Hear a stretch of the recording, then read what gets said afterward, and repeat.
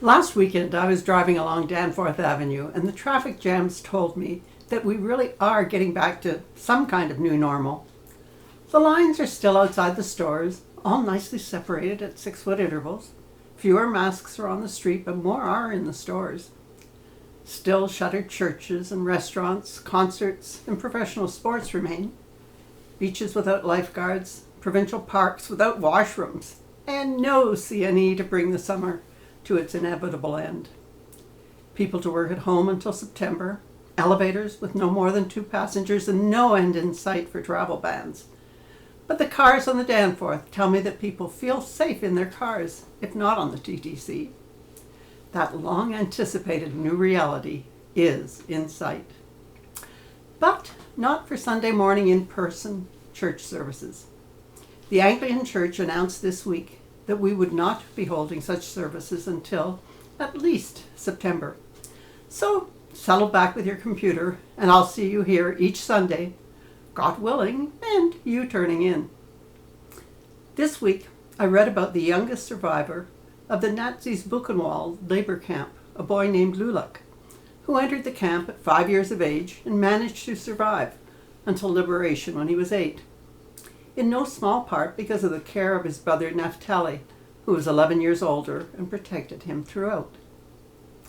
Imagine slave labor at the age when we were first starting school. At 6, he was working a 12-hour day delivering water to the glass factory workers. For 3 years he was surrounded by corpses. Every morning he awoke while many men slept eternally on. He carted the wagon of the dead to the crematorium each day. Before the war, his immediate family numbered 70. Grandparents, parents, aunts, uncles, cousins, and siblings. They all gathered for Naphtali's bar mitzvah. At war's end, of the 70, only 5 cousins were left alive. Can you imagine living through that? But not merely surviving, to move on from that and become the chief rabbi of Tel Aviv and Ashkenazi chief rabbi of Israel. And his brother, Naphtali, became one of the most respected diplomats of Israel. So I want to share 2 of Rabbi Lau's lessons. The first is the answer to those who asked him why he always talked about the full half of the cup, an effective denial that the other 50% of the cup is empty. His answer? You can't drink from the empty half. If you're thirsty and want to satisfy your thirst, you have to pay attention to the 50% that is full. From emptiness you have nothing. Therefore, in my life I always try to pay attention to the full part, because from it you can derive benefit and hope. The second notion that Rabbi Lau set me to thinking about is the concept of forgiving and forgetting. Something we so frequently are encouraged to do. And it's not a concept I entirely endorse. Forgiving? Absolutely. Mainly, it's a good idea that you forgive for your own benefit. Remaining angry or feeling cheated or resenting the actions of another can consume you. Every time you hear their name or walk by their house or think about what happened, you can feel the bile rising in your gut, the urge to seek revenge, to hurt them back. And the worst part of that is that when you finally convince yourself that you must forgive and move on, and you approach the person who wronged you, why, they don't even remember the incident. It didn't matter to them. Your separating yourself from them is of no consequence, whether you forgive them or do not, of no regard to them. So who have you hurt all that time? Only you. So why have you wasted your time and emotion on them at all?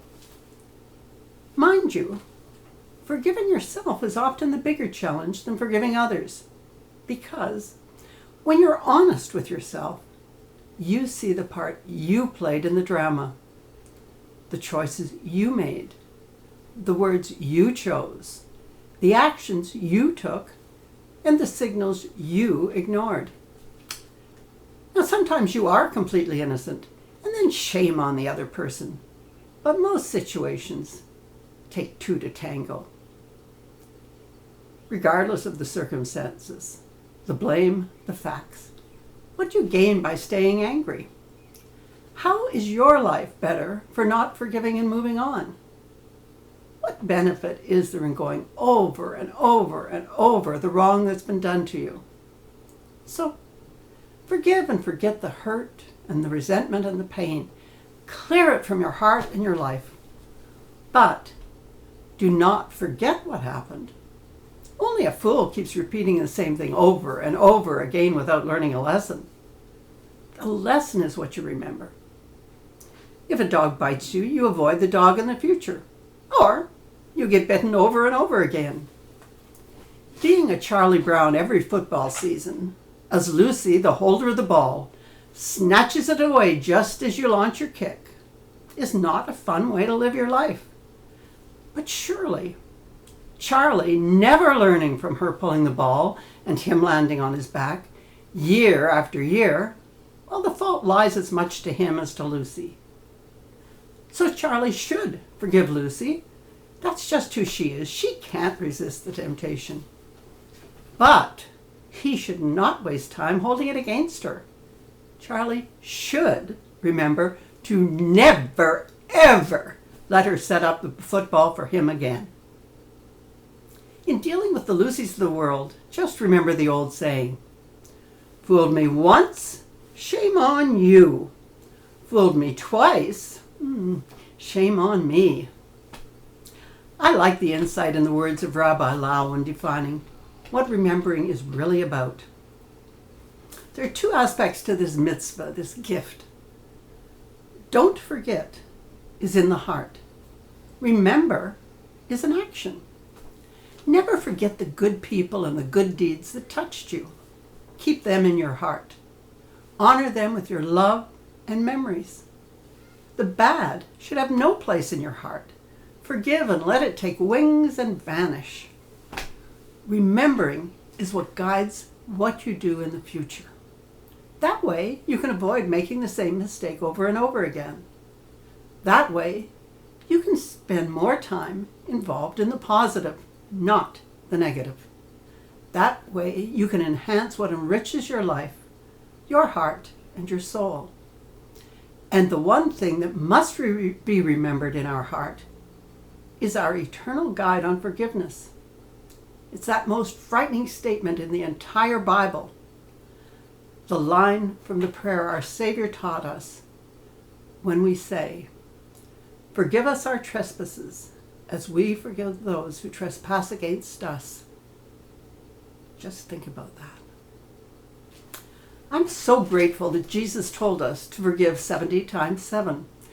And I rely on our loving God doing the same for me as well.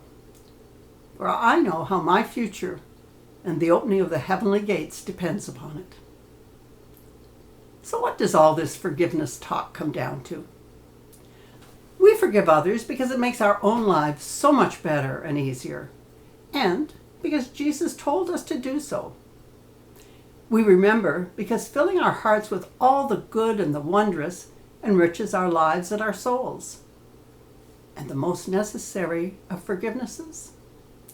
Each of us knows the many, many sins we have committed, the many people we've hurt, whether intentionally or inadvertently.